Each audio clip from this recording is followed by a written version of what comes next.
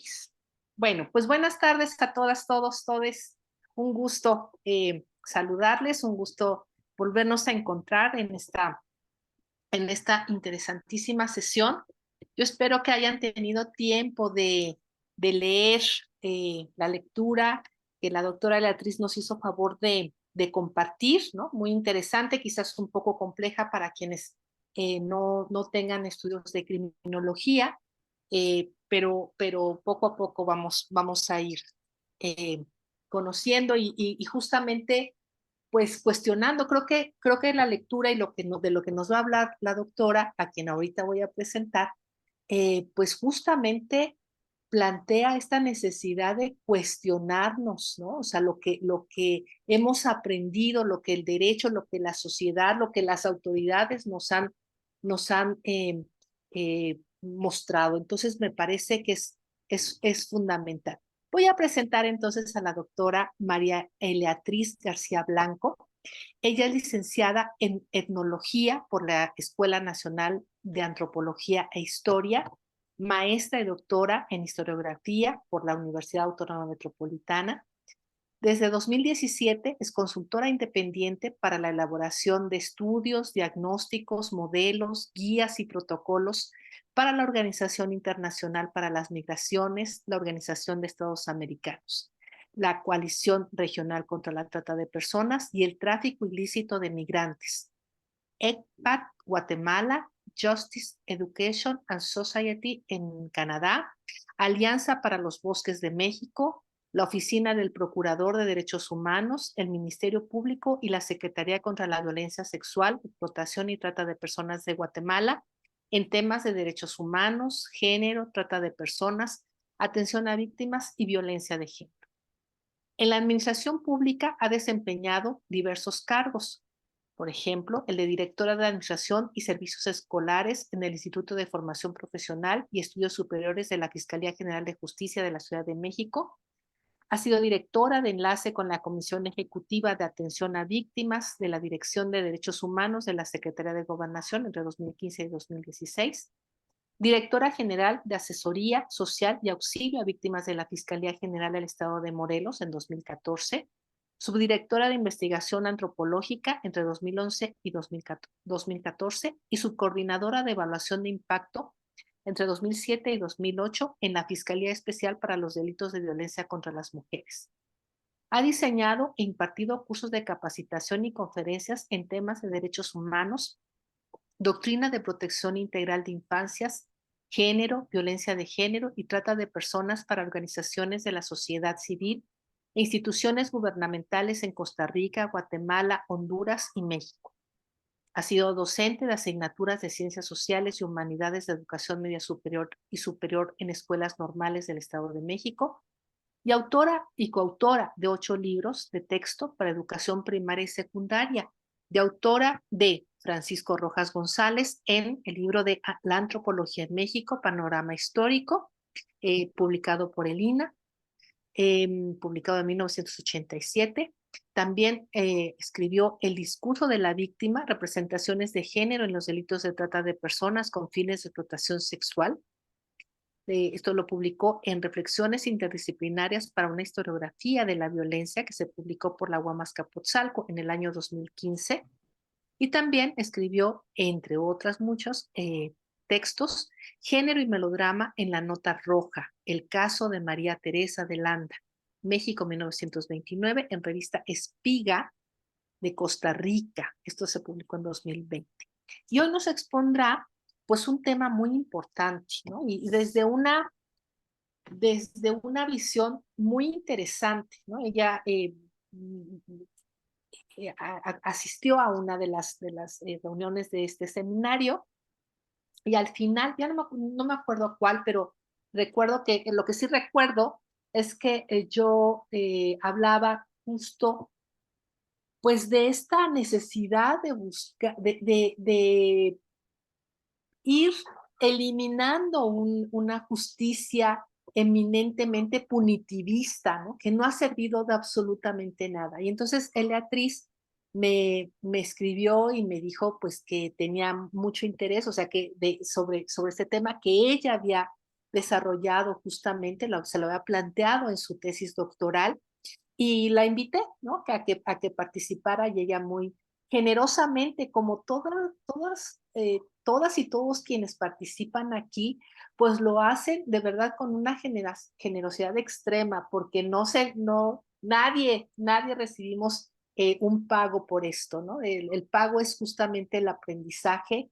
y el escucharnos y el aprender unas de otras. Entonces, pues yo agradezco mucho a Beatriz, quien hoy nos va a hablar sobre la construcción del delito de trata de personas y la constitución de sujetos femeninos. Entonces, bueno, voy a compartir también la presentación porque creo que tiene problemas ahí tuvo problemas con con la computadora, pero ahorita mismo. No te preocupes, ya vi que acá puedo también. Ah, sí, ah, bueno, entonces ya lo dejo de compartir para que tú Ok, lo manejes. perfecto. Gracias. Bueno, pues buenas tardes a todos. A mí me gustaría que ya habláramos siempre en neutro, incluyendo a todas, todos y todes. Espero que algún día lo logremos, pero bueno, mientras, seguimos así. Y lo que hoy les voy a presentar es lo que trabajé en... Ay, y ahorita ya había podido... No, ¿sabes qué? Perdón, Iris, ahorita que lo intenté nuevamente ya no me dejó la presentación. ¿Te molesto con eso nuevamente? Mil disculpas. Ok, bueno, como ya adelantó Iris, les voy a hablar de la construcción del delito de trata de personas en instrumentos internacionales y la constitución de sujetos femeninos a partir de mis experiencias. Como ya escucharon, yo he trabajado mucho tiempo atendiendo a víctimas, especialmente de trata de personas y violencia extrema de género. Y entonces la idea era, ¿es posible teorizar sobre esto? ¿Es posible ir más allá de lo individual para entender un delito como la trata de personas? Y bueno, entre estas experiencias, pues yo les puedo contar la de una adolescente que una vez platicando con ella, me empezó a dar muchos detalles acerca de el involucramiento de policías municipales en una red de trata de personas. Entonces yo le pregunté, oye, ¿y esto que me estás platicando, ya se lo dijiste a tu agente del Ministerio Público? Y la chica adolescente, linda, desenfadada, me dice, no. Le pregunto, ¿por qué? Y me dice, pues fíjate, llego yo y me dice, siéntate. Y me siento. Y me dice, cuéntame todo. Y entonces le empiezo a contar que mi mejor amiga, y le empiezo a contar quién era su mejor amiga, lo que hacían, quién era su familia. Dice, y entonces ella me dice, no, eso no, solo lo que es delito. Y me dice la chica, y como yo no sé lo que es delito para ella, ya no le volví a hablar. Bueno, para que no nos pase lo mismo, vamos a la siguiente diapositiva para empezar por decir qué es la trata de personas. Esta es la definición que viene en el protocolo de Palermo. El protocolo de Palermo, así se le dice coloquialmente, pero su nombre oficial es Protocolo para prevenir, reprimir y sancionar la trata de personas, especialmente de mujeres y niños.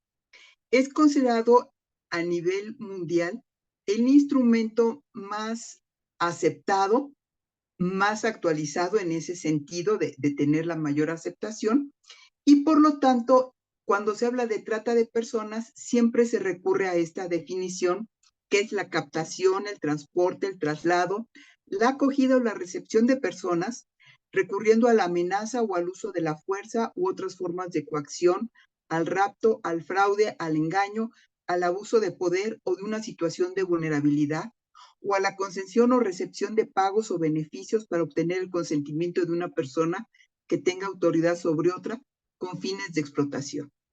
Esa explotación incluirá, como mínimo, la explotación de la prostitución ajena u otras formas de explotación sexual, los trabajos o servicios forzados, la esclavitud o las prácticas análogas a la esclavitud, la servidumbre o la extracción de órganos. Si se fijan, es una definición bastante densa que ya de por sí nos está avisando que estamos en un delito bastante complejo. Los verbos rectores, es decir, las acciones de este delito, es captar, transportar, trasladar, acoger o recibir a personas.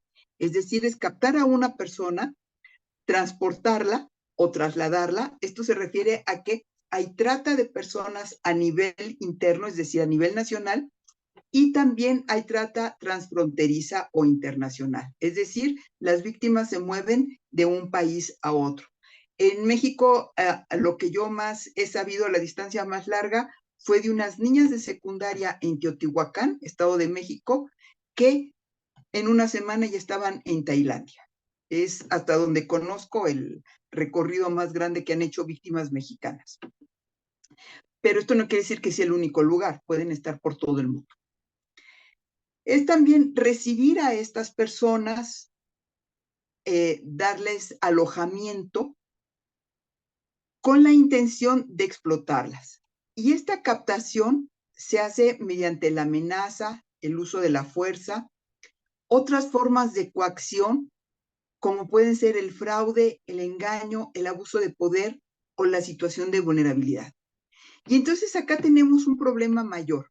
Para cometer este delito, se utilizan formas de coacción que no son objetivas, no son materiales.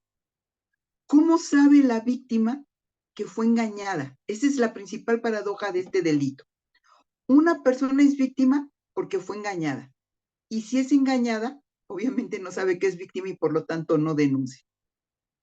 Una persona que es amenazada, una persona que siente que es su obligación hacer determinadas cosas. Entonces, ese es el gran problema de la trata de personas. La mayoría de las víctimas no saben que son víctimas, por lo tanto no denuncian. Y además tenemos el problema de los fines de la explotación. La explotación de la prostitución ajena u otras formas de explotación sexual. ¿Cuáles serían esas formas de explotación sexual? Los trabajos o servicios forzados, esa es la parte donde yo creo que la mayoría de los que leemos sentimos que somos víctimas de trata porque ya son difíciles los trabajos dignos en estas sociedades capitalistas. La esclavitud, nos queda claro, pero prácticas análogas a la esclavitud, ¿qué querrá decir eso? Luego viene la servidumbre y la extracción de órganos. Bueno, estas modalidades tan poco claras se deben a que, siendo una convención internacional, este protocolo pertenece a la Convención Internacional contra la trata, contra el delito transnacional, es muy vaga porque se supone que cada país debe de adaptarla a su propia legislación. Y entonces, en la siguiente diapositiva, vemos cuáles son las modalidades o fines de la explotación de la trata de personas que se reconocen en la legislación mexicana.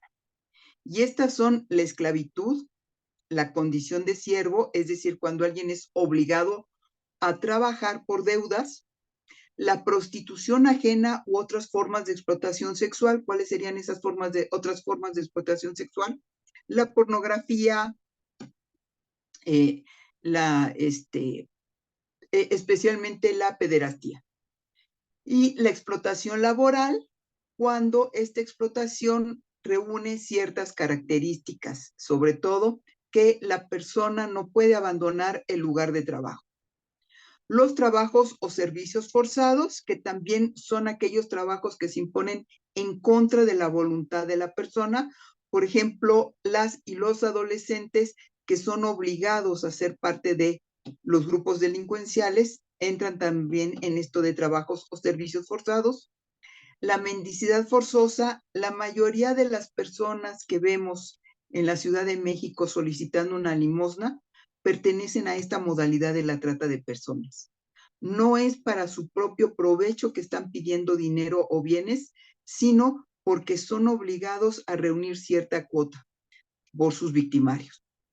La utilización de personas menores de 18 años en actividades delictivas. No sé si ustedes recuerden que hace poco una diputada estaba solicitando que se tipificara este delito. Lo que pasa es que ya existe este delito y más bien había una confusión. Yo creo que lo que ella quería decir era la utilización de personas menores de 18 años en grupos armados o que puedan ejercer la violencia de cualquier tipo. Bueno, también está la adopción ilegal de personas menor de 18 años. Aquí déjenme aclarar que el protocolo de Palermo no reconoce la adopción ilegal como trata de personas. Sin embargo, en todos los países latinoamericanos sí se les considera, porque ocurre que muchas veces se adoptan niñas y niños, pero para esclavizarlos sexualmente en otros países. Por eso en Latinoamérica sí se considera especialmente esta modalidad de la trata de personas. Está también el matrimonio forzoso o servil. Yo he identificado que algunas de las mujeres indígenas que venden productos en la Ciudad de México es porque están sometidas a matrimonio forzoso o servil, es decir, en contra de su voluntad, y son sus esposos, legalmente, quienes las traen a la Ciudad de México o las llevan a otras ciudades turísticas para explotarlas con la venta de artesanías. Está también el tráfico de órganos, tejidos y células de seres humanos vivos. Uno de los casos más notorios fue cuando una pareja de jóvenes costarricenses de 19 años llegaron a Israel y ya sea porque no entendieron bien las instrucciones de sus victimarios o la ingenuidad, se acercaron a un policía para preguntarle dónde tenían que operar a la mujer, y entonces se enteraron que en un hospital público de Costa Rica le habían dicho a la chica que la tenían que someter a una operación y que con eso iba a ganar suficiente dinero para comprar una casa, por lo que fue acompañada de su joven pareja, pero en realidad se trataba de tráfico de órganos, es decir, en contra de su voluntad le iban a extirpar riñón, hígado, todo lo que se pudiera aprovechar.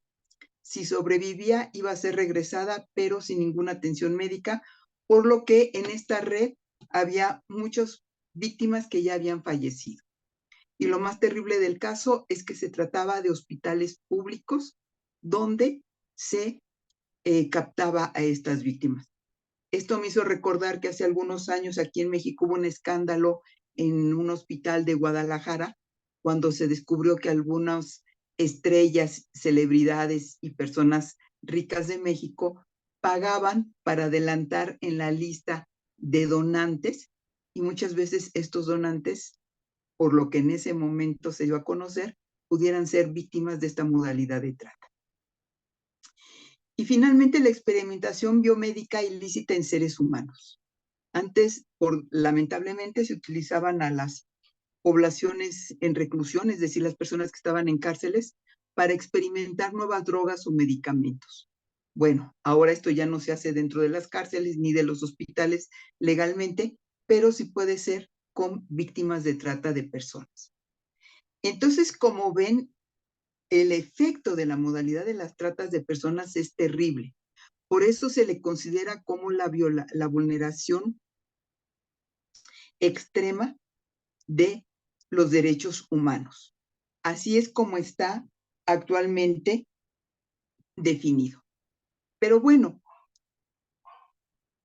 ¿de dónde surge la idea de que hay trata de personas? ¿Qué pasa? ¿Por qué de repente empezamos a hablar de trata de personas? ¿Cuándo se empezó a hablar de que esto era un delito?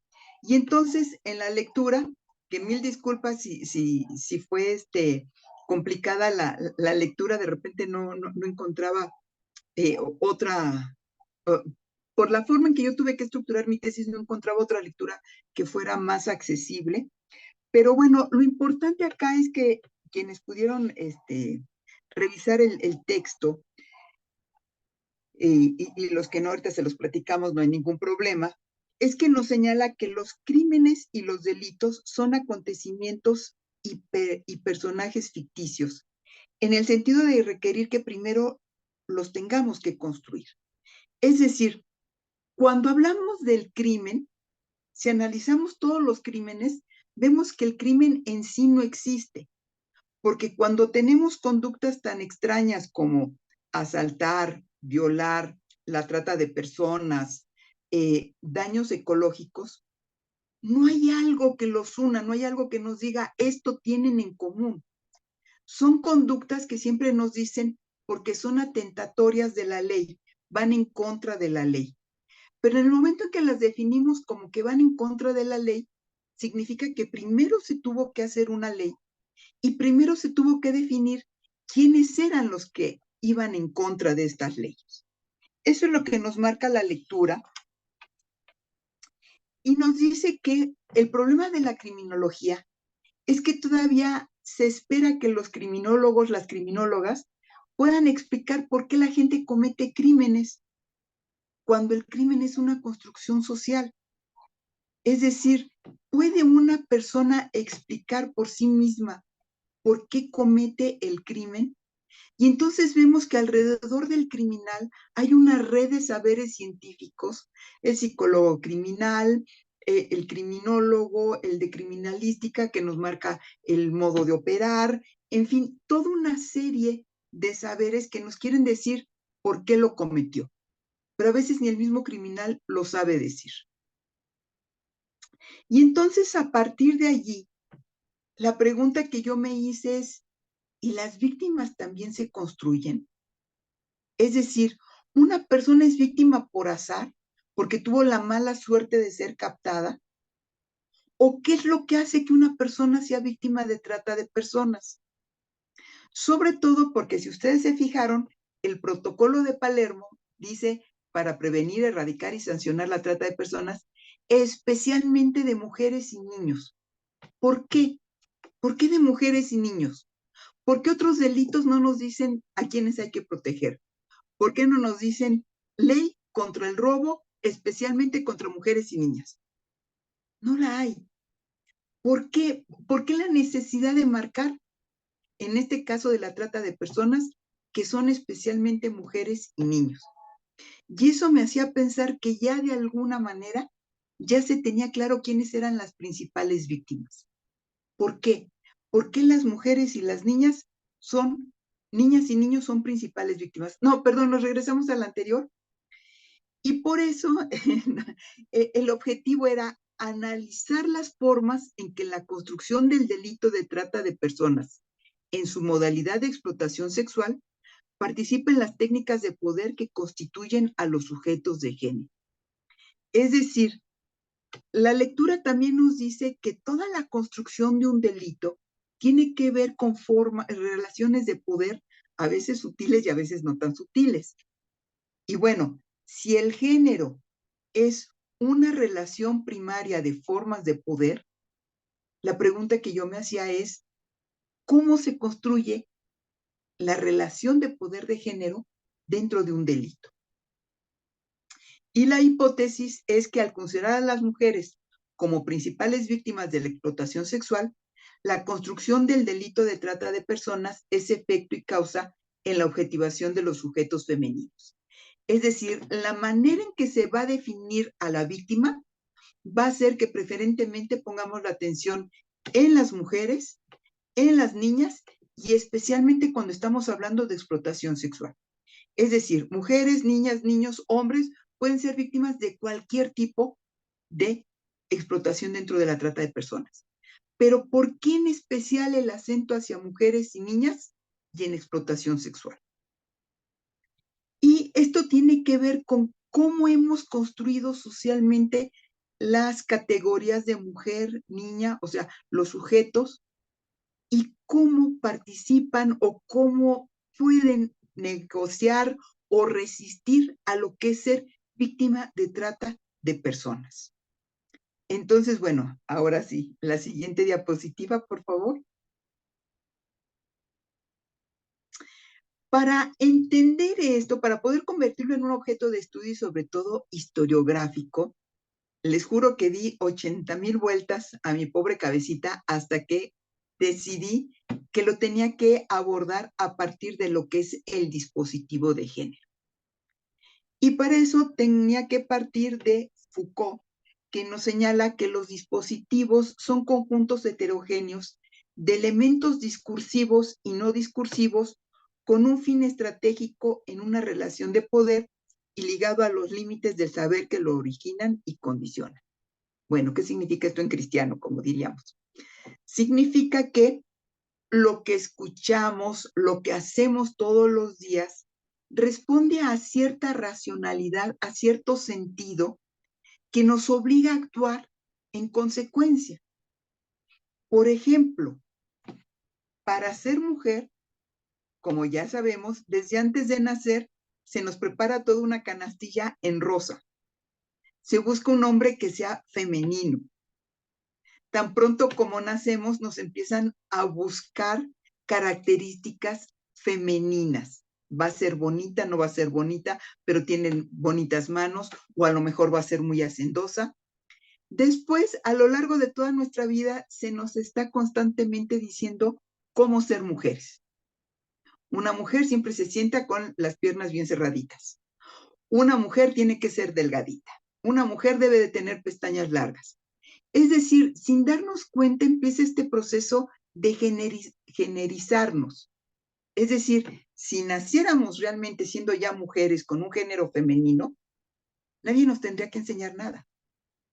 Pero el hecho de que nos tengan que enseñar y constantemente estar recordando lo que significa ser mujer, quiere decir que es una identidad construida. Y así es el dispositivo de género. Es decir, como nos dice Foucault, son tanto los discursos lo que nos dicen, como la forma en que actuamos y la forma en que nos relacionamos con otro, y que está limitado a los conocimientos que vamos teniendo, no solo a nivel individual, sino a nivel social. Esta idea que ahora tenemos de lo que significa ser mujer, ser hombre, ser persona de la comunidad LGBTIQ+, tiene que ver con el proceso civilizatorio, un proceso en el que se tienen que establecer las relaciones entre las personas y sobre todo se tienen que generar individuos con cierta sensibilidad, ciertos afectos, ciertas emociones que puedan garantizar continuidades, sobre todo la continuidad política que está reflejada en el Estado-nación. Hay muchas definiciones de Estado, pero en este momento el Estado-nación yo lo estaba considerando como el espacio de relaciones de poder que marcan una población, un gobierno y un territorio determinado. Sin embargo, este poder del Estado no se logra establecer totalmente. Por eso Foucault nos ha cambiado nuestra idea de poder, porque él decía, el poder no es un objeto, no es algo que se detente, no es que alguien tenga el poder y lo ejerza. El poder es una red de relaciones. Por eso puede ser tan contradictorio, por eso a veces tiene efectos paradójicos. Acá lo vamos a ver muy claramente cómo van cambiando estos efectos en la trata de personas. Y por eso el poder es como una especie de trama, es decir, imagínense varios hilos que se van uniendo para formar las relaciones de poder, pero que siempre están en movimiento. Y esto puede variar según las resistencias que tenga la persona. ¿Cómo es que las personas llegan a tener resistencias frente a estos dispositivos de poder? Bueno, pues porque hay tres maneras de objetivar a los individuos. A partir de la disciplina, es decir, de una forma especial de poder en la que no se reprime, sino que se crean individualidades bajo ciertas normas, bajo las instituciones. En la sociedad disciplinaria, como la llama Foucault, las personas siempre estamos siendo vigiladas, categorizadas, clasificadas, jerarquizadas.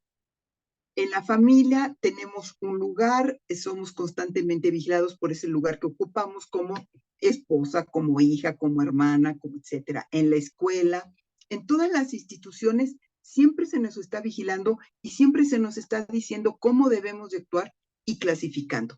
¿Es buen estudiante o es mal estudiante? ¿Merece o no merece pasar al siguiente grado? Y esto va haciendo que adoptemos como propias esas ideas. Tengo que estudiar mucho, tengo que salir adelante, tengo que hacer de esta manera, Pero como las tenemos que actuar, el hecho de tener que performativizar, dice Butler, estos discursos que nos llegan, al mismo tiempo se abre el espacio para que al actuar empecemos a reflexionar y nos empecemos a construir como sujetas de nosotras mismas. Es decir, empezar a tener una actitud crítica hacia lo que estoy haciendo, quién soy, cómo me defino en el mundo. Y esto de manera colectiva se expresa a través de la lucha feminista. Una lucha que es una forma de poder que se opone al poder hegemónico, al poder estatal, al poder mayoritario, de una manera transversal, es decir, no se trata nada más de un solo país, una sola forma de gobierno, sino es una forma de explotación patriarcal que está en todo el mundo, que abarca todas las relaciones sociales. Es una lucha inmediata porque queremos nuestros derechos ya en este momento y no en algún momento lejano. Cuestiona el estatus del individuo, es decir, cuando me dicen quién soy yo y sostengo mi derecho a ser diferente, y aparte acepto que hay una comunidad, hay una condición de género que me hace actuar de cierta manera.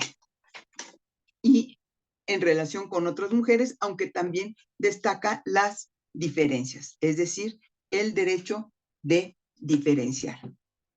Bueno, y esto va generando un régimen de sexualidad en donde lo importante es marcar la histerización del cuerpo de las mujeres, dice Foucault. ¿Qué es esto? El cuerpo de las mujeres visto saturado de sexualidad. Las mujeres antes que nada somos vistos como cuerpos y sobre todo con una función de procreación, es decir, de maternidad, y eso nos señala dentro del ámbito doméstico. Ese es el régimen de sexualidad. Y finalmente los derechos humanos como un proyecto utópico que durante mucho tiempo estuvo por ahí dormidito, pero que en los últimos años, a partir de los 70, se empieza a construir desde abajo. Es decir, tenemos la Carta de Derechos Humanos, pero esta era poco considerada por los estados hasta que los movimientos de organizaciones no gubernamentales las empiezan a utilizar para promover cambios políticos. Y bueno, toda esta trama es lo que forma el dispositivo de género y que yo empecé a trabajar para examinar la trata de personas. Entonces, ahora sí, la siguiente diapositiva. En ese sentido, utilicé el género de tres maneras, como categoría. Es decir, el género para empezar a investigar, considerando que el género nos marca lo que es femenino, lo que es masculino. El género en su performatividad, es decir, cómo actuamos constantemente este género, y como concepto, el concepto de cultura de género que ha propuesto Elsa Muñiz para señalar que el género no solo actúa a nivel de identidad individual, sino que es a partir de la división sexual del trabajo, establece formas de relacionarnos entre los diferentes géneros y finalmente construye todo un ámbito simbólico en el cual expresamos los sentidos, los significados, los saberes, las emociones, los afectos. Entonces, eso es como consideré el género aquí. La siguiente, por favor. Y también, si les hablé del Estado como el espacio de poder, hay que reconocer que existen márgenes del Estado. Los márgenes del Estado son aquellos lugares, espacios donde el Estado no logra imponer su poder. Son aquellas periferias o territorios en los que el Estado aún debe llegar y controlar. Es decir, casi siempre son las fronteras. Las fronteras que como son porosas, están siempre en constante relación con el otro país, los otros países, a veces se confunden idiomas, costumbres, y es difícil que el Estado imponga totalmente su control, sobre todo en cuestión de la migración. Otra manera de describir los márgenes del Estado son los espacios, formas y prácticas a través de las cuales el Estado es experimentado y a la vez deshecho en la ilegibilidad de sus propias prácticas, documentos y palabras. El derecho se ha convertido en una cuestión a veces casi esotérica, una cuestión solo de profesionales con un lenguaje técnico muy especializado que la mayoría de la población no conoce, no entiende. Entonces, cuando queremos, acuérdense de la definición que dimos de la trata de personas. Si le decimos a una persona, tú eres víctima de trata de personas porque fuiste captada, transportada, trasladada, acogida, la dejamos igual. porque no es comprensible. A eso se refiere esto. La mayoría de las leyes no son comprendidas por la mayoría de la población, sobre todo cuando son poblaciones en situación de vulnerabilidad por pobreza, falta de escolaridad. Y finalmente tenemos los márgenes del Estado, que es el espacio entre los cuerpos, la ley y la disciplina. Si yo puedo asumir conciencia de mí misma a través de mi actuación, de mi experiencia, el problema donde pueda, el verdadero nudo de la lucha política del Estado y de los individuos es querer hacerme entrar en la ley y la disciplina del Estado.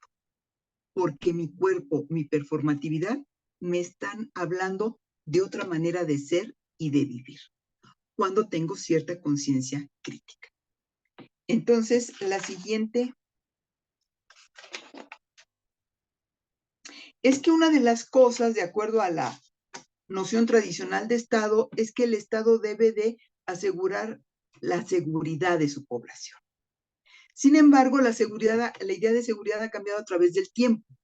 La seguridad nacional, que se refería a la seguridad del Estado-nación, la seguridad colectiva, que surge alrededor de la Primera Guerra Mundial, que es formar alianzas entre diferentes países para mantener seguros sus propias fronteras.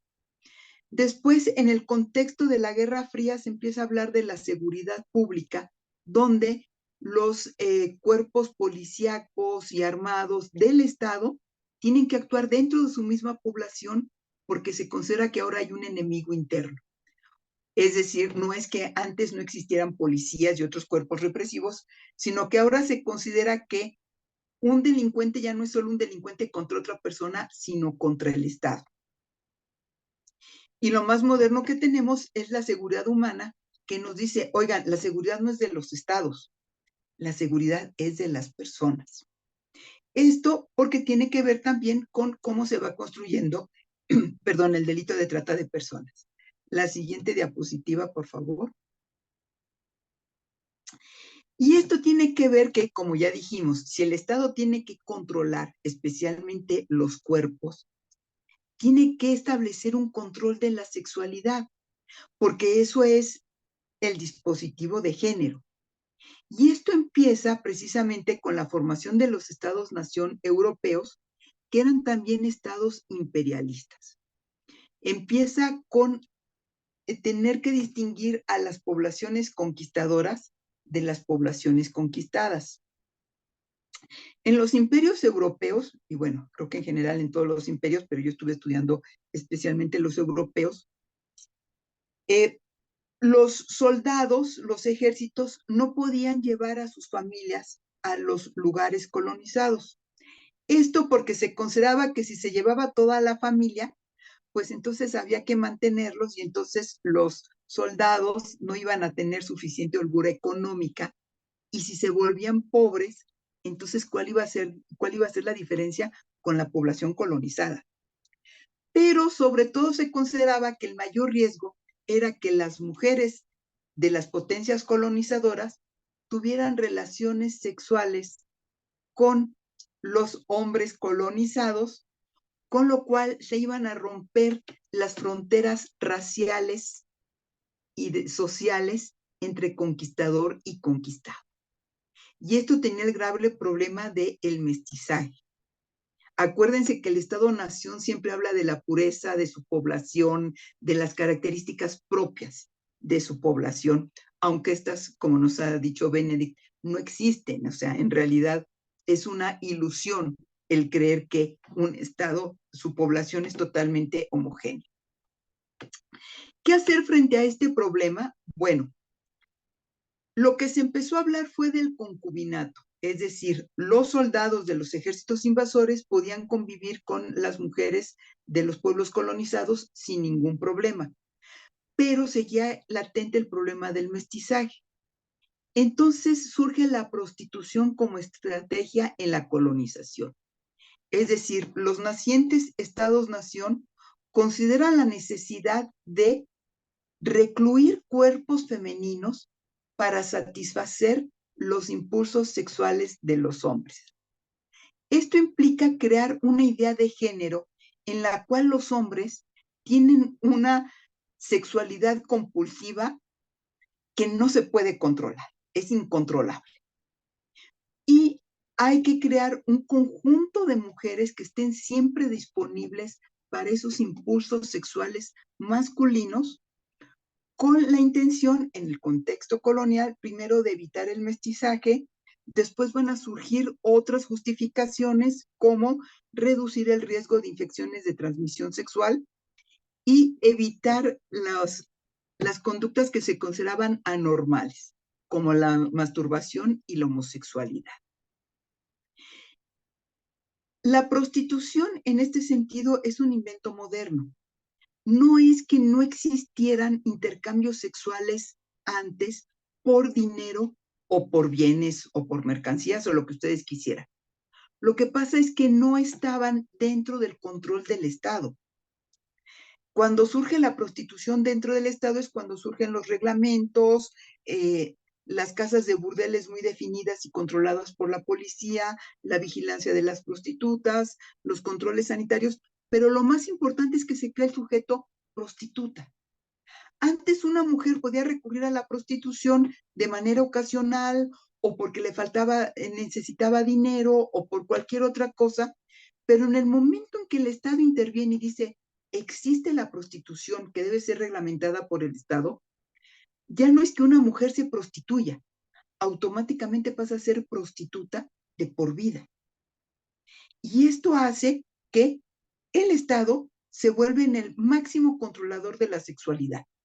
Porque ahora vamos a tener mujeres buenas o mujeres virtuosas dedicadas a la maternidad que tienen que reprimir conscientemente su sexualidad y mujeres malas que son obligadas a esta prostitución, a asumir ese papel de mujeres prostitutas, porque los hombres, para poder ser considerados masculinos, tienen que ejercer compulsivamente su sexualidad.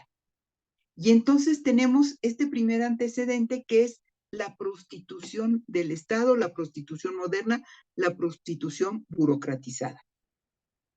La siguiente, por favor.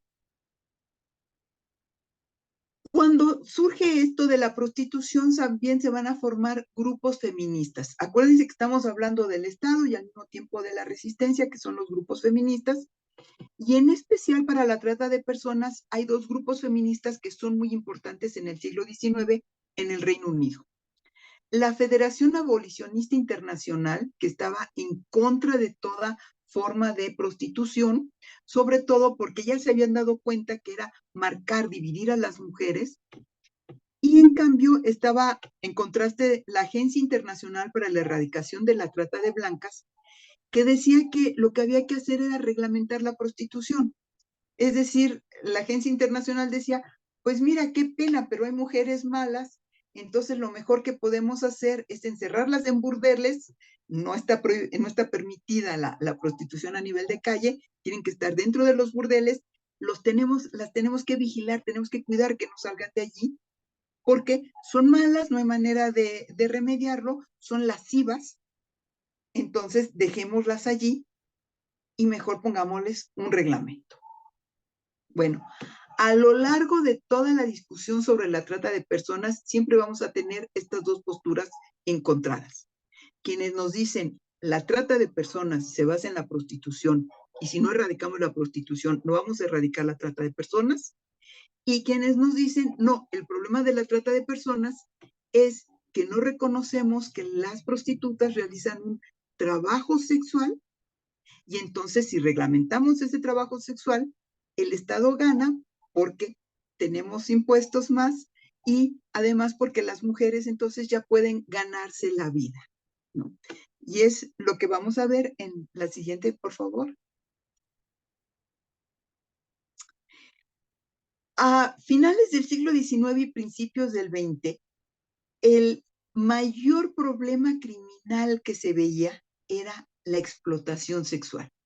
Esto es bien interesante porque a medida que el Estado-Nación construye la idea de prostitución, los grupos feministas van a construir la idea de explotación sexual. ¿Qué es esto de la explotación sexual? Bueno, en ese momento están muy en boga los movimientos de trabajadores, está el marxismo, está el socialismo, está toda esta efervescencia política de los movimientos trabajadores en contra de la explotación. Y entonces las abolicionistas aprovechan este discurso para generar alianzas y hablar de la prostitución no como prostitución, sino como explotación sexual. Esto es bien importante porque entonces van a hablar de, no es que haya una prostitución, sino que los hombres explotan sexualmente a las mujeres, sobre todo porque la mayoría de los clientes son de, en ese momento, argumentaban las abolicionistas, tienen un mayor poder económico que las mujeres pobres, que son quienes casi siempre se tienen que prostituir para poder vivir. Por lo tanto, hay una explotación sexual. Empieza esta campaña de la explotación sexual que además se une con que empieza a surgir la delincuencia internacional. Bueno, no es que surgiera la delincuencia internacional, sino que los Estados-nación necesitan cuidar sus fronteras y de repente empieza a haber estos delincuentes que aprovechan los nuevos medios de comunicación y de transporte para delinquir de un país a otro. Sobre todo, empiezan las grandes oleadas de migración y se empiezan a generar los relatos de pánico sexual en las sociedades europeas. ¿Qué son estos relatos de pánico sexual? Que bueno, la prostitución surgió porque hay que canalizar la sexualidad compulsiva de los hombres, porque si no hay prostitutas, los hombres van a violar a todas las mujeres. Entonces, qué bueno que hay prostitutas, pero cuando nos llegan poblaciones migrantes que no tienen nuestras leyes, pueden violar a cualquiera. Entonces surgen estas narraciones de pánico sexual. El ejemplo más claro es el de Jack el Destripador. Ataca a las mujeres, las violenta, pero nunca sabemos quién es. Y entonces Judith Balkovich, quien trabaja esto, dice, queda esa idea de que el violador, el asesino, es omnipresente y todas las mujeres somos probables víctimas. Esto refuerza la idea de normar la sexualidad. ¿Qué es la sexualidad sana? ¿Qué es la sexualidad prohibida? ¿Cuáles son los delitos de la sexualidad? Y este es el contexto en que se empieza a hablar de la trata de personas. La siguiente diapositiva, por favor. Y surgen los primeros instrumentos internacionales. ¿Por qué son instrumentos internacionales? Porque, como ya vimos, tiene que ver con la defensa de las fronteras de los nuevos estados-nación, porque se empieza a reconocer que hay una delincuencia internacional y sobre todo las señales de alarma son porque se empieza a descubrir que mujeres inglesas son engañadas con promesas de matrimonio o de trabajo para ser trasladadas al continente, sobre todo Francia, los Países Bajos y Bélgica, para ser prostituidas. Son llevadas engañadas, llegan a estos nuevos países, no conocen el idioma, no pueden pedir ayuda, son encerradas en los prostíbulos, tan pronto como son encerradas en los prostíbulos, son registradas por el Estado como prostitutas y ya nunca pueden salir de allí. Entonces, esta idea de que se están llevando a las mujeres blancas a tener relaciones sexuales en otros países donde pueden ser violadas por cualquiera, donde el Estado nacional ya pierde el control de la sexualidad de sus propias mujeres, hace la necesidad de construir los primeros instrumentos internacionales para defender a los Estados-nación, pero también, como decimos siempre de manera paradójica, el primer instrumento, que es el Acuerdo Internacional para asegurar una protección eficaz contra el tráfico criminal denominado trata de blancas, en 1904, es el primer gran éxito de los movimientos feministas. Antes que el sufragio, antes que el estatus de las mujeres ciudadanas, es el primer instrumento a favor de las mujeres que se construye, que aunque se trata de reconocer y fortalecer las fronteras de los países firmantes, tanto en lo territorial como en relación con el mestizaje, logra poner en la discusión pública por primera vez lo que es la explotación sexual y hacer normada. Lo mismo pasa con el Convenio Internacional para la Represión de la Trata de Blancas de 1910. Estos dos primeros instrumentos, redactados en francés, hablan de la trata de blancas, porque están protegiendo a las mujeres europeas. Y bueno, esto que va generando una mayor discusión va a llevar a que el Estado quiera cada vez fortalecer su control sobre las mujeres prostituidas y las feministas de asegurar la emancipación de las mujeres. Ya me entraron los nervios porque ya se me está acabando el tiempo y todavía me queda mucho por hablar. Pero bueno, la siguiente diapositiva, por favor. En esta constante negociación sobre qué es más importante, la seguridad del Estado o de las mujeres. No, perdón, ¿hay otra anterior? Esta, sí. Surge, bueno, viene la Primera Guerra Mundial, surge la Sociedad de Naciones y la Sociedad de Naciones, entre uno de sus atributos, es precisamente legislar, reprimir, sancionar la trata de personas. Y la idea es definir la trata de personas de manera objetiva, es decir, la Sociedad de Naciones dice, ya no vamos a discutir abolicionistas y reglamentistas. Vamos a hacer un informe en 28 países del mundo para ver cómo se está realizando la trata de personas. Y de allí surgen la Convención Internacional para la Represión de la Trata de Mujeres y Niños de 1921 y la Convención Internacional relativa a la represión de la trata de mujeres mayores de edad. ¿Qué es lo más importante de estos? Es que empezamos a ver que ya no es trata de blancas, ahora ya es trata de mujeres. Se empieza a reconocer que es un problema que afecta a todas las mujeres, pero mujeres y niños. No hay hombres tratados. Pareciera que no hay hombres víctimas. Aunque en estos dos instrumentos internacionales ya se reconoce que los victimarios pueden ser tanto hombres como mujeres, pero las víctimas van a seguir siendo mujeres. Y la Convención Internacional relativa a la represión de la trata de mujeres mayores de edad establece que para los fines de trata de mujeres siempre se va a considerar que es menor de edad hasta los 21 años. Es decir, hasta los 21 años, las mujeres que son traficadas para explotación sexual tienen que ser protegidas por el Estado. Después de los 21 años, es decisión de la mujer si se quiere prostituir o no. Y las abolicionistas de inmediato van a decir, esa es la parte más débil de la trata de personas, el consentimiento. Es decir, una mujer que no tiene medios para sobrevivir, ¿realmente está dando su consentimiento? Y ese sigue siendo el punto más débil de los instrumentos internacionales actuales.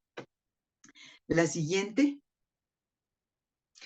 La Segunda Guerra Mundial evita que se siga con esto y después de la Segunda Guerra Mundial, cuando ya tenemos el Sistema Universal de Derechos Humanos, surge esta necesidad de replantear la trata de personas y tenemos el Convenio para la Represión de la Trata de Personas y de la Explotación de la Prostitución Ajena, que ya habla de la trata de personas, tanto víctimas, tanto hombres como mujeres. Sin embargo, en el contexto de la Guerra Fría, este convenio se quedó como en letra muerta. Casi nadie sabe que existió este convenio y que hablaba precisamente de acabar con la prostitución, que era una de las demandas que le había quedado pendiente a la Sociedad de Naciones, que era generar un convenio para erradicar la prostitución, penalizar las ganancias provenientes de la prostitución y rehabilitar a las víctimas. Esto porque se había descubierto que en los países donde actuaba el sistema reglamentista había mayor incidencia de trata de personas que en aquellos países donde se había establecido el abolicionismo. Entonces, por eso, este convenio iba en esa dirección, pero fue planteado principalmente por Estados Unidos. Y en el contexto de la Guerra Fría quedó casi olvidada. Quienes más firmaron este convenio fueron los países que se estaban volviendo independientes para tener cierta presencia en los organismos internacionales Los países socialistas decían no era tan necesario porque el socialismo da ventajas a las mujeres, aquí no necesitan prostituirse. Y bueno, Estados Unidos, como es su costumbre, nunca firma ni se compromete con instrumentos de derechos humanos. Esto quedó como letra muerta hasta el Protocolo de Palermo, que es el que vimos, porque se empieza a ver que los principales negocios de la delincuencia organizada son el tráfico de drogas, el tráfico de armas, la trata de personas y el tráfico ilícito de migrantes. Y es esto lo que lleva a considerar esta nueva definición de la trata de personas desde la idea de derechos humanos, ahora sí ya universales. Entonces, la siguiente diapositiva, por favor. Sin embargo, el Protocolo de Palermo tiene grandes defectos. ¿Cuáles son? Un lenguaje muy fuerte en lo relativo a seguridad nacional, es decir, el Protocolo de Palermo, cuando habla de la penalización, dice, deberá de aplicar penas máximas a los victimizantes. Deberá, pero cuando habla de derechos humanos es un lenguaje débil. Se recomienda que se rehabilite, que se restituyan los derechos de la víctima. Es decir, parece que ya avanzamos, pero se sigue privilegiando lo punitivo frente a la restitución de derechos humanos. La siguiente, por favor. Y esto implica que la noción de víctima está en constante construcción. Si recuerdan esta chica cuando decía, yo no le dije a la Ministerio Público porque yo no sé qué es delito para ella. Esta chica cuando dice, no sé qué es delito para ella, nos está diciendo que no hay una única definición de delito, sino que el delito corresponde a la gente del Ministerio Público y que ella tiene su propia definición de delito. Y por eso dice, no le volví a hablar.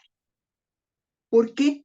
Porque esta chica sabe que si le hubiera preguntado a la gente del Ministerio Público qué es delito para ti, y si hubiera seguido lo dicho por la gente del Ministerio Público, estaría aceptando la identidad de víctima que el Estado le quiere poner.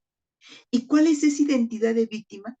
Desde el primer instrumento internacional, al hablar del consentimiento, se empezó a construir la imagen ideal de una víctima ingenua, inocente, indefensa, que requiere la protección del Estado. Cuando en realidad las víctimas de trata de personas rescatadas están rescatadas porque están vivas y eso significa que son chicas muy inteligentes, con un gran poder negociador y gracias a eso han sobrevivido. Pero eso no lo ve la imagen ideal de víctima. Entonces, estas chicas que sobreviven son constantemente cuestionadas porque no están cumpliendo ese ideal de víctima. Entonces, ¿qué es lo que hace la chica? La chica dice, me quedo callada. ¿Por qué? Porque cuando me quedo callada, rompo la lógica del Estado. Para que el Estado pueda actuar y me pueda definir como víctima, necesita mi declaración. Pero yo me voy a quedar callada, la lógica de esta chica, hasta que alguien entienda lo que es delito para mí y me considere entonces como sujeta de derecho. Es decir, eso es la elaboración teórica. Esta chica no lo dice en esos términos, pero lo hacen de una manera de resistencia. Es lo que ha aprendido y lo hizo también que, por fortuna, fue enviada conmigo, pudimos platicar, pudimos hablar y entonces ella ya pudo decir qué es el delito para ella y qué era lo que esperaba del Estado. Entonces tenemos a la víctima desde 3 puntos diferentes. La víctima, este modelo con la necesidad de ser protegida por el Estado. La víctima como esta adolescente que exige ser reconocida por parte del Estado, porque el Estado al individualizar solo percibe a las víctimas por el trauma, es decir, por el sufrimiento, no como sujetos complejos en contextos específicos. Ella no solo es una víctima de trata, Es hija, es hermana, es amiga, es un adolescente, es alguien que tiene proyectos y es lo que obliga a exigir el cumplimiento de sus derechos humanos al Estado. Esta exigencia de cumplimiento de los derechos humanos no se ha logrado todavía para las víctimas de trata de personas. La siguiente diapositiva, por favor. Y entonces esto nos obliga a considerar si no es el mismo tipo de delito para las víctimas que para el Estado, lo que tiene que acreditar el Estado, que es la temporalidad, la manera en que se dio el delito, es el mismo para las víctimas. Yo lo que manejaba con las víctimas era cuéntame tu vida, porque esta narración las obligaba a tener cierto orden en lo que decía. Un antes del delito, el durante la victimización y después de la victimización, para construir su proyecto de vida. Es lo que pide el Estado. Sin embargo, para las chicas no es claro. ¿Por qué? Porque están en una situación de sufrimiento constante que les impide distinguir el antes, el durante y el después. Un ejemplo, una chica me decía, mi tratante, llegué yo después de dar los servicios, de haber sido explotada sexualmente, llega a la habitación donde está su victimario y narra a la chica. Entonces él agarra dinero, me lo avienta y me dice, veme a comprar la cena. Y dice la chica, yo me sentí tan enojada que le dije, ve a comprarlo tú. Dice, y entonces él me agarró del cabello y me obligó a recoger el dinero con la boca, pero violentamente, ¿eh? Cuando me dice, pero violentamente, le dije, a ver, ¿antes alguien te había hecho eso? Sí, mi papá, cuando me portaba mal. Entonces, vamos a la otra diapositiva, por favor. Porque los tiempos de las víctimas están íntimamente ligados a los espacios de las víctimas. ¿Y cuál es ese espacio de las víctimas? El de la violencia. El espacio familiar, donde como esta chica decía, sí, mi papá ya lo había hecho, pero no tan violentamente. Y había otras chicas que decían, bueno, mi papá sí me pegaba, pero no tan fuerte, solo me bofeteaba. Es decir, estamos con chicas que han vivido en una violencia tal que cómo les pedimos que distingan un antes y un después. El espacio de la violencia, el espacio de la explotación, para algunas era mejor que el espacio familiar. Me decía una chica, en mi casa yo me cansaba de escuchar a mis hermanos llorando de hambre. Decía, en cambio, él, el tratante, es muy buena gente. Me da 2 sopas Maruchan al día y un pollo rostizado los fines de semana. Para esta chica eso era maravilloso. Y finalmente el espacio institucional. Estas chicas que no cumplen el modelo ideal. Expresiones de los y las agentes del Ministerio Público. Mírala, si se ve que es bien vivilla. No, pues si se nota que a ella le gustaba. Mira nada más cómo se viste, cómo se porta, cómo, sin entender cuál es la realidad, el contexto de las víctimas. Entonces vemos que por toda esta historia, no sé si fui lo suficientemente coherente y continua para hacer ver que al definir el delito de trata de personas, se están creando, se están reforzando, o sea, es un efecto del dispositivo de género que nos dice quiénes son mujeres buenas que merecen ser rescatadas y quiénes son las mujeres malas que qué pena, se van a tener que prostituir de vida o ser explotadas sexualmente. Entonces, el delito de trata de personas es efecto y causa del dispositivo de género. Y también la llamada de atención, cómo empezamos a deconstruir el delito para que ya no sea algo individualizante, sino reconocer que la trata de personas y todos los delitos son daños a la colectividad, sobre todo a la condición humana, y que los derechos humanos deberían de proteger, y no como ha pasado hasta ahora, que se ha vuelto un discurso donde todo el mundo quiere la defensa de sus derechos humanos, pero que los estados han fallado en generar que realmente estos derechos se cumplan. No sé si he sido... Bueno, me ganaron los nervios porque es mucho lo que quiero platicar siempre y es poco el tiempo. Espero haber sido un poco coherente y bueno, creo que lo propio es que ahora expresen todas sus dudas y comentarios. Muchas gracias, Eleatriz. Muy, muy interesante. Yo me quedé así como muy impactada, ¿no? O sea, como que de pronto caen muchos veintes. Em, pero bueno, yo abro el micrófono, ¿no? Que quien quiera comentar, preguntar, discutir,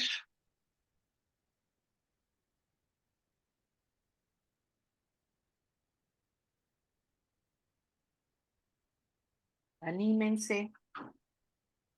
Ay, por Dios, no me digan que ya los dormí a todos y todas. No, no. Yo tengo una pregunta, tal vez no tanto desde el ámbito, no, bueno, no soy licenciada en Derecho, no sé mucho, pero sí me llama mucho la atención lo que comentan, no solamente desde, pues sí, pues sí, pues sí, tráfico sexual.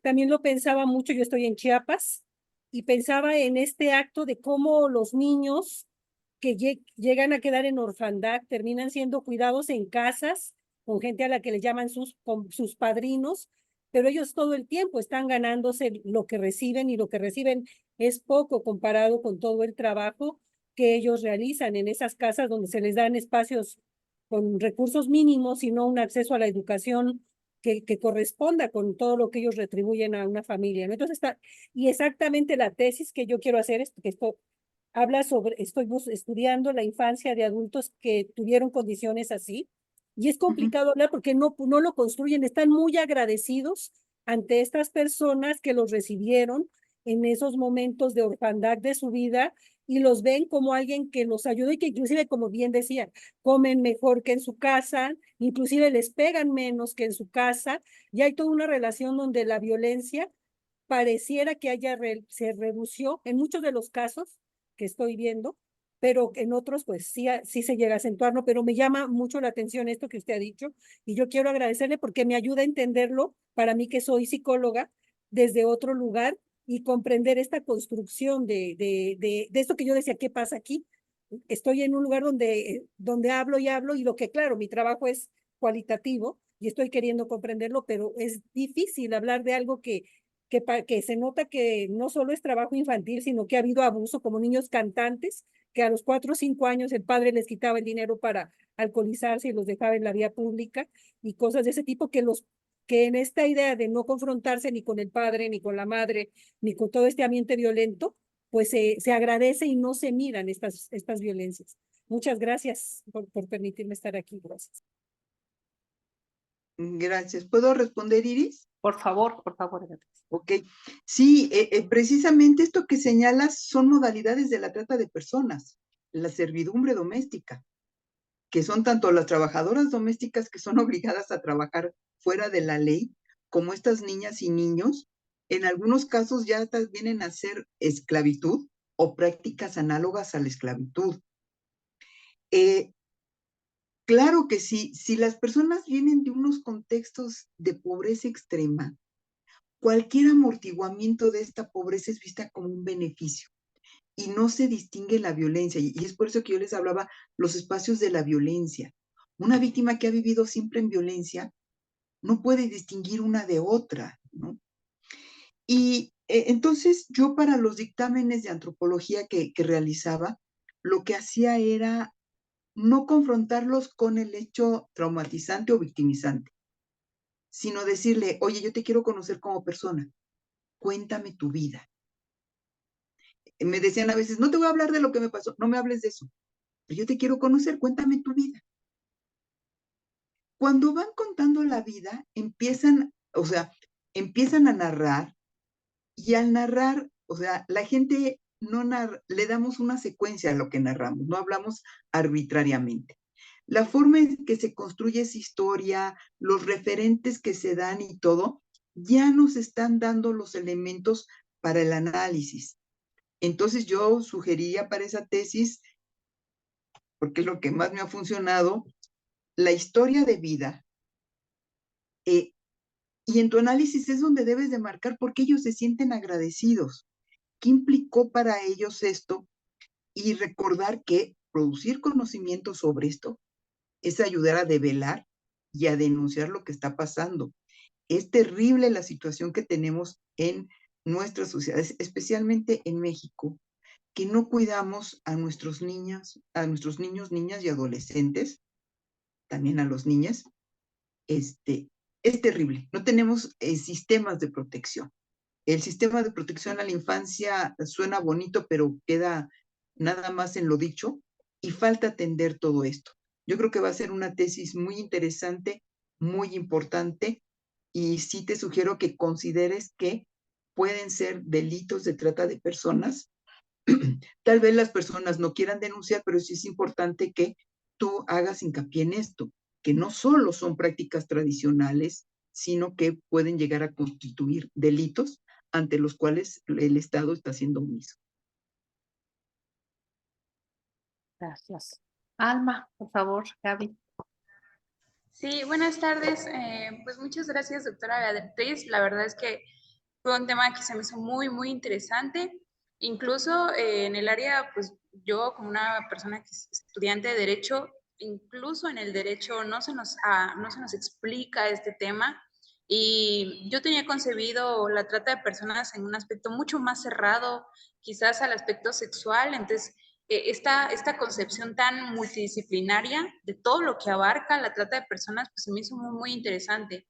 Y personalmente yo consideraba o creía que este hecho de que algunos protocolos fueran presentados desde el título como de protocolos para la defensa de la mujer, de las niñas y así como de para ciertas especificaciones, en mi mente era como el hecho de que pues era para brindarles mayor protección, pero esta parte que usted menciona de construimos a las víctimas, pues es muy cierto, ¿no? Quizás construimos la idea de la víctima y entonces esa idea de la víctima se la imponemos o se la adjudicamos a las mujeres, a las niñas y es ahí donde surge pues esto que se está planteando y de verdad sí lo agradezco mucho porque sí, bueno, en mi cabeza era como de pues que estos protocolos existen como para dar mayor protección, que son sectores de mayor vulnerabilidad, pero es muy cierto, ¿no? O sea, por qué se encierra el concepto solo en ciertas partes cuando en realidad existen muchos tipos de víctimas? Gracias. Gracias a ti, porque lo que dices es bien interesante, ¿no? Esto de cómo ciertos delitos se los atribuimos o se atribuimos que hay ciertas víctimas y que es una cuestión paradójica. Como les decía al principio, las abolicionistas tenían que remarcar ahí una explotación contra las mujeres. Pero luego viene por parte del Estado el efecto contrario. Como son mujeres, las tenemos que definir y además tenemos que darles una protección especial. Y eso es quitarles derechos o sea, es no reconocerlas como sujetos. Y entonces es bien interesante que digan mujeres y niños. Es decir, como si además carecieran de ciudadanía o de capacidad de defenderse. Y entonces es esta paradoja, como tú dices, ¿no? Hay que protegerlas porque son más vulnerables, pero tampoco hacemos nada para sacarlas de ese nivel de vulnerabilidad. Entonces, bueno, me encanta que tan joven seas tan inteligente y estés viendo todas estas cuestiones. Muchas felicidades. Gracias. Ahorita te doy la palabra, Paola.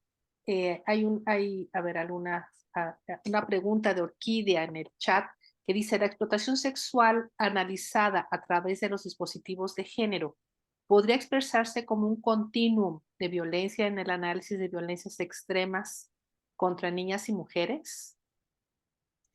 Totalmente, porque el dispositivo de género lo que nos está diciendo es que se nos tiene que disciplinar como sujetos generalizados. Es decir, no es que los hombres realmente tengan esta sexualidad compulsiva que si no van a un prostíbulo van a violar a cualquiera que pase frente a ellos, sino que es algo que se les va imponiendo como una disciplina, y no solo a nivel individual, sino a nivel social, ¿no? ¿Qué significa ser hombre? un ejemplo. Desde que existen prisiones, existen visitas conyugales para hombres.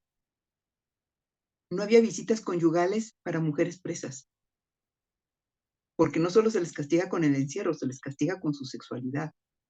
Entonces no podía haber visitas conyugales para mujeres porque era seguirlas volviendo lascivas o malas, ¿no? Entonces, claro, son estos dispositivos quienes nos dicen quiénes tienen derecho a ejercer la sexualidad y quiénes tienen que ser cuerpos pasivos. Entonces, claro que el dispositivo de género permite ver esto. Ahora, Foucault, en su historia de la sexualidad, lo que maneja son los regímenes de sexualidad. Y la idea de dispositivo de género va a ser desarrollada por Teresa de Lauretis y después por Judith Butler. Porque dicen, bueno, a Foucault le faltó hablar no del sexo, de la sexualidad en general, sino de que hay una sexualidad femenina y una sexualidad masculina, y a partir de allí empezar ay, perdón, es que me distraje ahorita con el chat. Y esta es la cuestión, ¿no? O sea, tiene que ver, decían las feministas cuando al principio surgieron las teorías de Foucault, que no era bueno hacer un maridaje hacer un maridaje del feminismo con las teorías de Foucault, pero que Foucault resultaba muy bueno como amante. Es decir, hay que tomar a Foucault, pero darle este giro de género, y entonces es Judith Butler quien más va a manejar esto del dispositivo de género. Por si hay interés, pueden leer los libros de Butler y ahí encontrar esto que precisamente es un continuum de violencia. Gracias. Paola, adelante, por favor. Ay, buenas tardes. Si se corta, una disculpa, es que vengo en carretera, pero aquí estamos haciendo lo pertinente. Antes que nada, mucho gusto, me da mucho gusto estar de vuelta. Rápidamente, un comentario acerca de que comentaban de los métodos que le platicara su vida, ¿no? Para no meterse tan directamente en el tema. Hasta hace unos meses eso sí funciona muy bien, porque yo lo he estado practicando. Hasta hace unos meses yo estaba trabajando en la Procuraduría de Protección de Niñas, Niños y Adolescentes aquí en Tenosique, Tabasco, y yo estaba en el área de las niñas, niños y adolescentes migrantes. Entonces, para poder nosotros expedir una determinación del interés superior del niño, niña o adolescente, necesitábamos pues asegurarnos de con quién venía y todo esto. Entonces, para eso le hacíamos como una entrevista, pero esa entrevista era prácticamente una plática con la niña, niña o adolescente y posteriormente con sus padres, y ahí es donde les decíamos, ¿cómo era tu vida antes de llegar aquí, durante tu proceso y justamente aquí? Y gracias a eso, que era como una plática amigable, como que nos estuvieran comentando, pudimos detectar muchos casos de abuso sexual, violencia familiar, incluso 2 veces trata de personas, y posteriormente tomamos como un diplomado más o menos de prevención con la Organización de las Migraciones Internacionales, y sí nos dijo que ese método servía como para poder detectar esto y que no fuera tan agresivo con las niñas, niños y adolescentes.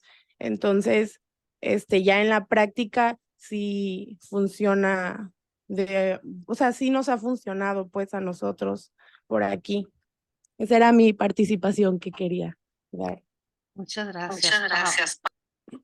Pues sí, ¿no? La importancia de conocer los contextos, ¿no? Que es parte de la metodología feminista.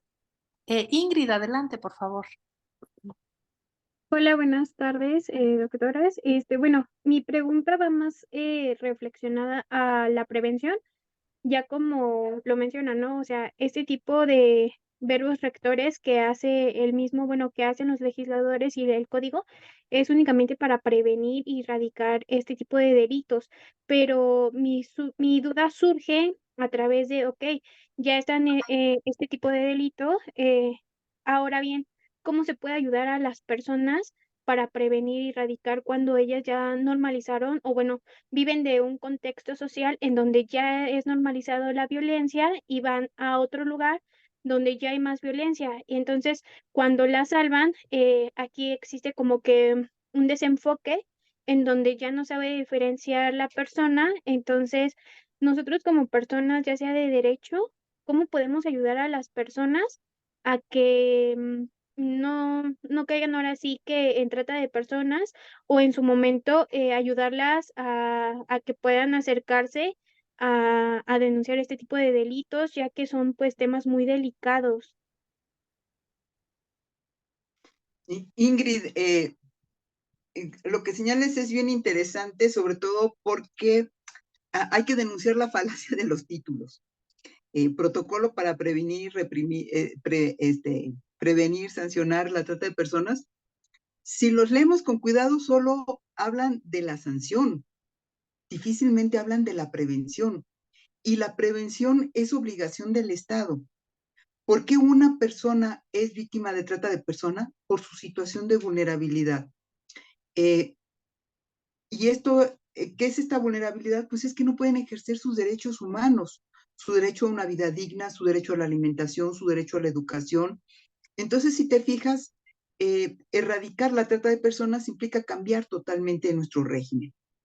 Pero bueno, ¿qué se puede hacer en lo inmediato? A mí lo que me ha parecido excelente ha sido la estrategia que ha seguido Guatemala. ¿Qué es lo que ha hecho Guatemala? Una difusión total de lo que es la trata de personas. Constantemente festivales para jóvenes, niñas, niños, personas adultas, donde se les explica qué es la trata de personas, se les dan regalos de pins, para portar teléfonos, varias cosas que todas vienen con un número de denuncia anónima. Y esto ha sido bien interesante porque la mayoría de las víctimas identificadas en Guatemala ha sido por terceras personas. Es decir, una víctima sometida a trata de personas difícilmente se ve como víctima o difícilmente tiene las posibilidades de denunciar la situación que está viviendo. Pero una persona que sabe lo que es la trata alrededor y que ve esto, es quien habla, y eso hay que asegurar, la denuncia anónima. Acá en Guatemala pueden hablar, por ejemplo, al procurador de derechos humanos y decir, oiga, es que hay una persona que yo creo que es víctima, o hay una persona a la que yo veo que la tratan así y así, y ellos inmediatamente dan vista al Ministerio Público. Entonces yo creo que esa es una buena estrategia que va más allá de lo individual, que tendrían que actuar todas las instituciones, que es formar redes de protección para evitar la trata de personas. A nivel individual, pues lo que hay que hacer es seguir concientizando sobre qué es la trata de personas, en la medida de posible dar pláticas, conferencias, asistir a escuelas. Las chicas de secundaria y preparatoria son víctimas potenciales, lamentablemente, pero también, y un sector muy descuidado, bueno, ya se está hablando de la Organización Internacional para las Migraciones, que está poniendo el foco en población migrante, pero también las chicas trabajadoras. Muchas víctimas son empleadas de zapaterías, de tienditas, de lugares donde reciben muy poco, y entonces es necesario que ellas también sepan que pueden ser engañadas con un matrimonio de un supuesto novio o esposo con muy buenos recursos económicos, pero que no sabe que esos recursos económicos provienen de la explotación. Entonces, eso a nivel individual, pero lo más importante es que tenemos que pelear, tenemos que denunciar, tenemos que movernos porque las instituciones actúen. A nivel vecinal, lo que se puede hacer es formar redes de mujeres. En Guatemala eso es algo que también me gusta mucho, funcionan las redes comunitarias, es decir, en las poblaciones indígenas se buscan a las parteras, a la esposa de la autoridad indígena, es decir, a las mujeres que tienen cierto prestigio, se les explica lo que es la trata de personas y a dónde pueden acudir para denunciar. Y eso es algo que también ha servido. Entonces, sí hay, es difícil, no imposible como todo, pero bueno, para eso somos mujeres, para darle la vuelta a lo imposible.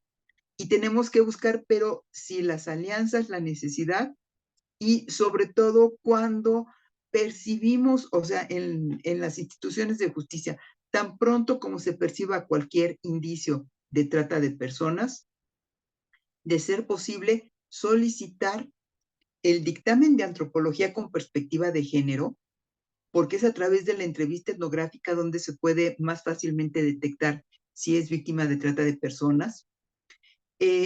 Deberían de servir también los dictámenes de trabajo social. El problema es que muchas trabajadoras sociales en México no están capacitadas en lo que es la trata de personas y casi siempre nos remiten nada más a que viene de una familia disfuncional. Entonces también tenemos que, si queremos salir de esta idea individualizante de los delitos, debemos de empezar a considerar los dictámenes desde las ciencias sociales y las humanidades. Casi siempre cuando pensamos en un dictamen pericial, pensamos en los de siempre, fotografía, criminalística, química.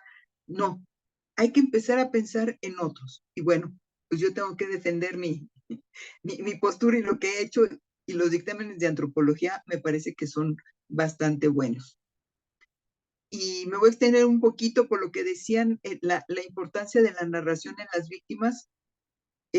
Yo sugeriría que no le platicaran, no preguntaran así de una manera muy directa el antes, el durante y el después, sino de una manera mucho más abierta. Cuéntame tu vida. Yo les cuento que con niños, niñas y adolescentes, a veces lo que funciona es contarles primero un cuento y luego decirles, si tu vida fuera un cuento, ¿cómo me la contarías? Porque hay mucha proyección, mucha transferencia de los niños, las niñas y los adolescentes hacia ciertos cuentos, hacia ciertas historias que les llaman la atención, y es más fácil vencer las barreras y que empiecen a hablar. Y la otra cuestión es que no solo hablen, sino cuando ustedes detecten indicios de que ayudarles a reflexionar acerca de, para que empiecen a generarse como sujetos. O sea, niños, niñas y adolescentes también son sujetos de derechos. Entonces, tenemos que ayudarles a esa construcción de su propia conciencia como sujetos. Les voy a dar un ejemplo. Siempre que discuto con personas reglamentistas, yo soy abolicionista, y les digo, yo estoy en contra de la prostitución, y me dicen, pero es que así ganan dinero y todo. Les digo, sí, pero cuando yo hablo con una chica que ha sido prostituida y le pregunto, ¿y tú qué opinas de esto? Me dice, pues yo gano mucho dinero, yo los controlaba, hacían lo que... Y la pregunta mágica para mí es cuando les digo, ¿y cómo te sentías? Y en ese momento cambia todo por completo, ¿no? Se les empiezan a salir las lágrimas. Y casi todas me han dicho, apestan, los hombres apestan. Es muy curioso que siempre lo relacionan con el olor. Entonces, en la medida en que también pensamos no solo de manera intelectual, sino que como seres humanos complejos, y le preguntamos a la gente, niños, niñas, adolescentes, personas adultas mayores, ¿y cómo te sentías?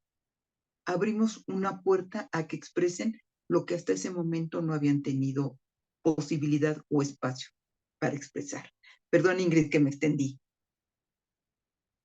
No, muchas Gracias, gracias, doctora. Gracias, Eleatriz. Y la importancia también, yo creo que el Estado mexicano tiene una deuda en materia de educación sexual, ¿no? Yo creo que esa es un mecanismo que nos serviría como herramienta para prevenir un montón de violencias que sufrimos las mujeres, ¿no? Y desafortunadamente, pues grupos religiosos de derecha y ultraderecha se han opuesto a una educación sexual que finalmente pues sí sirve de escudo. Y también pensaba yo en esto de ustedes que hay muchas jóvenes, ¿no? Muchas jóvenes que buscan trabajo. Yo me doy cuenta en redes sociales como yo supongo que son redes, ¿no? Del crimen que lanzan eh, eh, mm, trabajos supuestamente muy bien pagados, o a lo mejor no muy bien pagados, pero sí con sueldos por arriba de lo que se ofrece normalmente, con horarios de 4, 5, 6 horas, ¿no? Y veo cómo las chicas, así, de manera muy ingenua, solicitan información.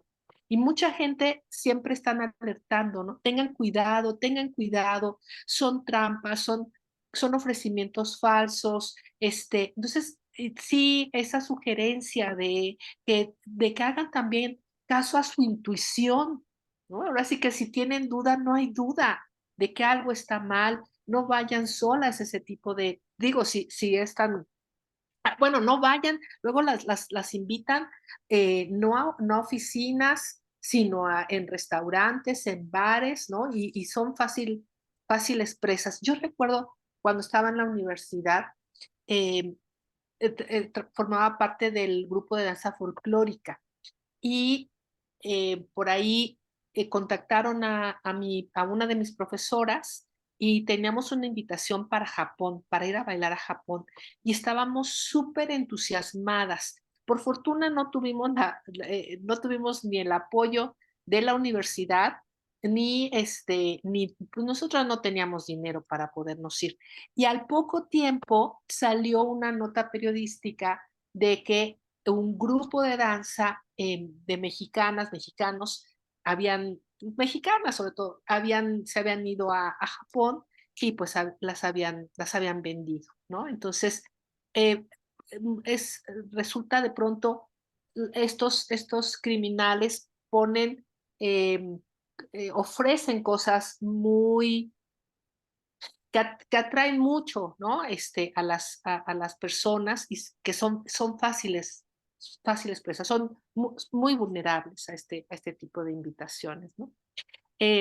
Dice Yadi, dices que a veces se cree que tiene que ser la víctima ideal, en las fiscalías a veces tienden a creer que las víctimas se comportan de una sola manera, pero para eso no sirve la perspectiva de género. No hay visitas conyugales para mujeres, pero sí tienen que maternar, aunque estén en prisión, porque el acceso a los hijos en cárceles de mujeres está y en las cárceles varoniles no. Y Dolores, que siempre nos acompaña, la doctora Dolores dice, buenas tardes, ¿qué opinan que los niños y niñas tengan tanta apertura en cuestiones de género a una edad muy temprana? Y dice ya, ¿a qué se refiere con cuestiones de género? No sé si quisiera tomar la palabra este, para que nos oriente más sobre la pregunta.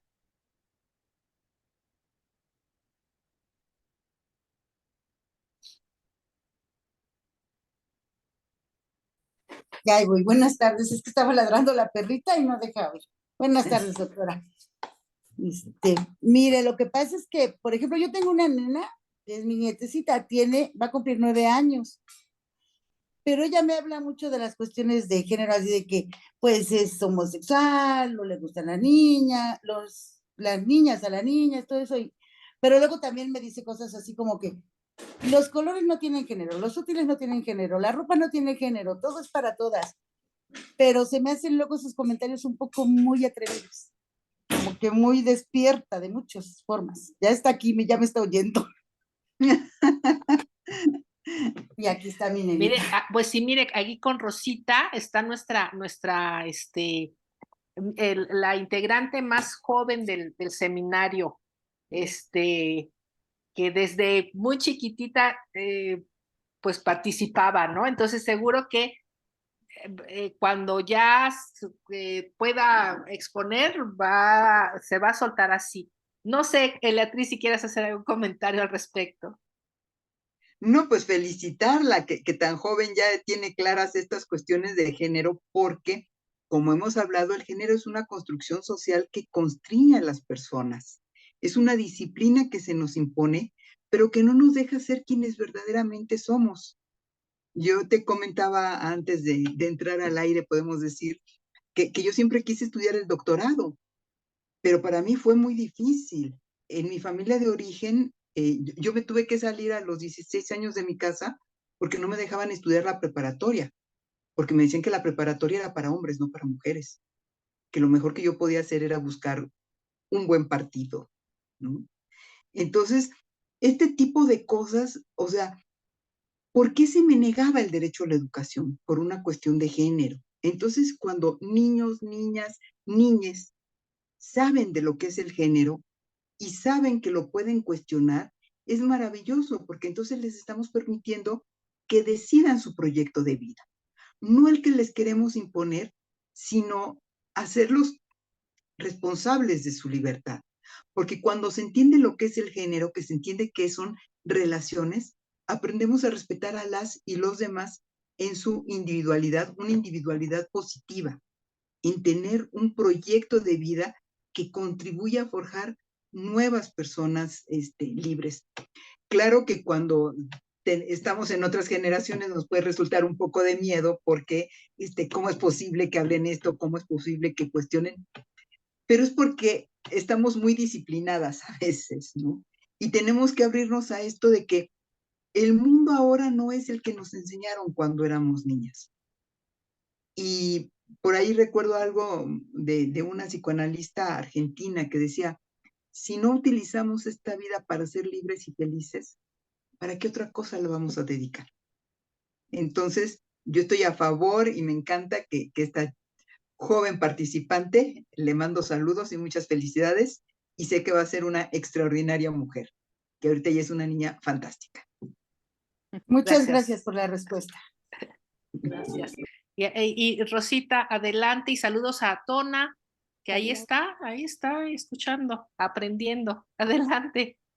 Yo tenía una duda, ¿cómo se manejarían aquí, por ejemplo, las plataformas en este sentido? Por ejemplo, pues es muy famosa la plataforma azul, OnlyFans, pues ella también surte como un papel como de proxeneta, porque si bien las mujeres se inscriben por sí solas para vender contenido, pues ahí tienen o tenemos, ¿no? A la mayor representante de México, que es Kareli Ruiz, y ella pues ha hablado abiertamente que pues ella ha venido como que hasta utilizar yo siento que utilizan hasta la palabra de empoderamiento como para poder justificar el por qué están vendiendo, eh, pues sí, cuerpo, contenido y pues todo lo que se vende ahí, ¿no? Pero mi pregunta sería, ¿cómo legalmente se puede atacar como a estas plataformas, ¿no?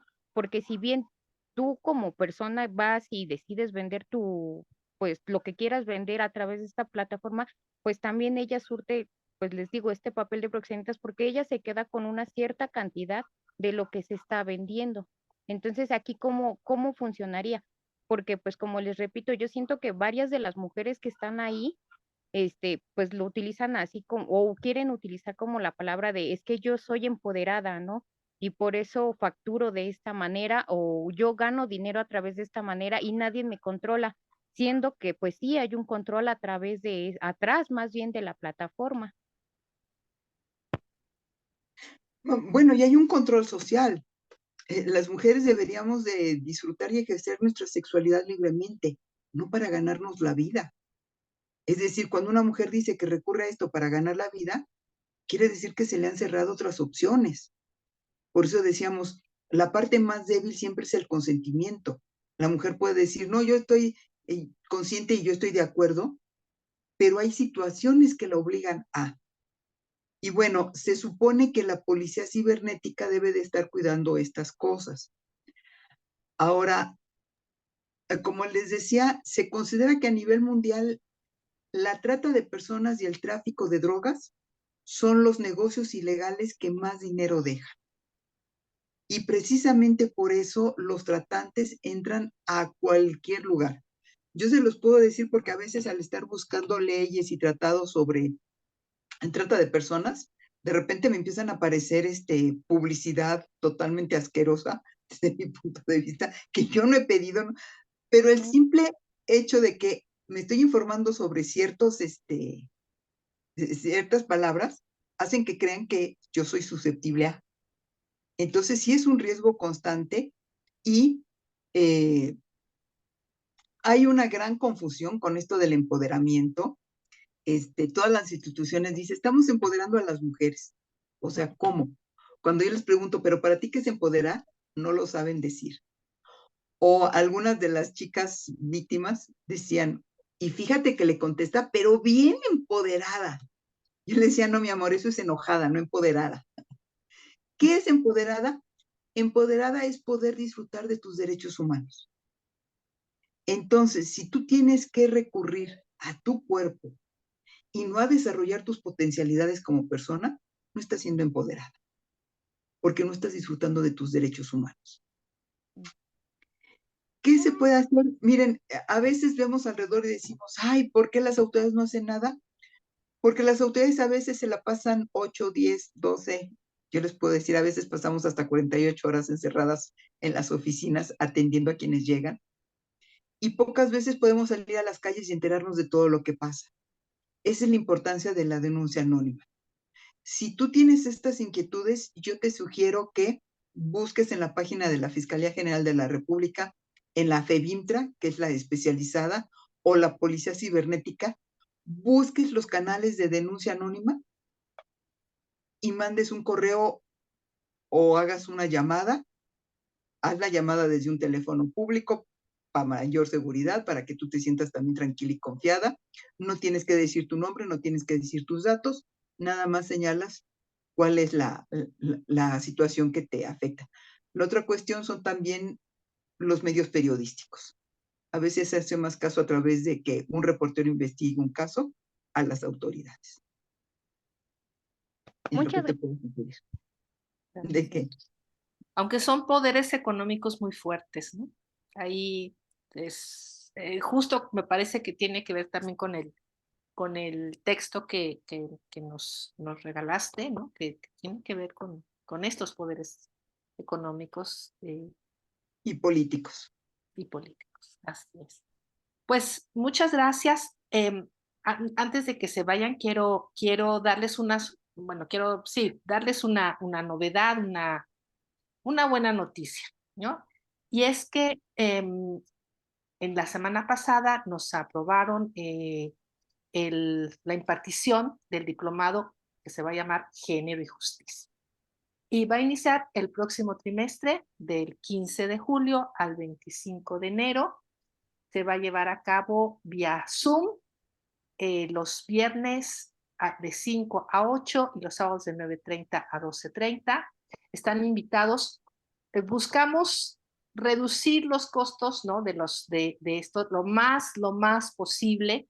Son, si no me equivoco, son 18 expositores, expositoras, algunos de ellos incluso integrantes del seminario. Y aquí están, todavía no funciona la liga de la inscripción, ¿no? Todavía estamos, porque no nos han dado los datos para hacer los pagos. Entonces, en cuanto esté listo, hacemos la difusión, pero les quería yo ir adelantando. Creo que son, bueno, yo hice como junto con mis alumnas de servicio social, hicimos como una búsqueda de cuánto cuestan estos cursos, estos diplomados, especialidades. Están en torno de 15,000, 20,000 pesos, ¿no? Nosotros no queremos lucrar. De hecho, había profesoras que decían, es que yo no quiero cobrar. Pero bueno, creo que justo para ser coherentes con el feminismo, pues hay que valorar también el trabajo de las colegas. Y entonces, bueno, pues va a tener precios muy, muy, muy accesibles, y además si pagan en una sola exhibición el 10%. Pero bueno, para que lo tengan presente, ya subiremos en su momento la información en el Face en el seminario. Vi que había una mano levantada, no sé, bueno, muy bien. Si no hay dudas, Eleatriz, te agradecemos muchísimo, muchísimo. La verdad es que fue muy interesante, que yo creo que nos dejas mucho para la reflexión. Yo me quedo un poco con el corazón constreñido de pensar de cómo muchos de nuestros estudiantes vienen de contextos muy violentos, ¿no? Tanto que no son capaces de mirar que el maltrato por parte del profesorado, que lamentablemente todavía existe, pues es normal, ¿no? Pues, o sea, mira, cállate, no denuncies, no digas nada, porque te puede ir peor, ¿no? Entonces, esta indefensión aprendida, además. Y creo que pues es tan importante que nos demos cuenta, ¿no? de las violencias, justo para evitar que el ciclo, que la espiral de la violencia nos atrape, ¿no? Entonces, muchísimas gracias, Eleatriz, por tu generosidad y por esta este momento de reflexión. Muchas gracias a todas, todos, todes. Ah, bueno, ¿saben qué? Lo que sí les voy a dar, les voy a anotar aquí el número, espérenme tantito, el correo electrónico, porque eso sí tenemos, para que si quieren de una vez como ir pidiendo información y en cuanto lo tengamos, déjenme, espérenme tantito. Mientras, perdón, creo que Yadira quería expresar algo. A ver, Yadi. Ay, perdón, es que no me dejaba el Zoom levantar la mano. Ah, Desde eso lo estoy intentando, pero creo que mi mouse anda fallando. adelante. Solamente agradecerle a la doctora por la exposición que nos hizo. Sinceramente estuvo explicado desde un ámbito que no es jurídico, entonces creo que lo pudimos entender todas y todas de manera muy correcta.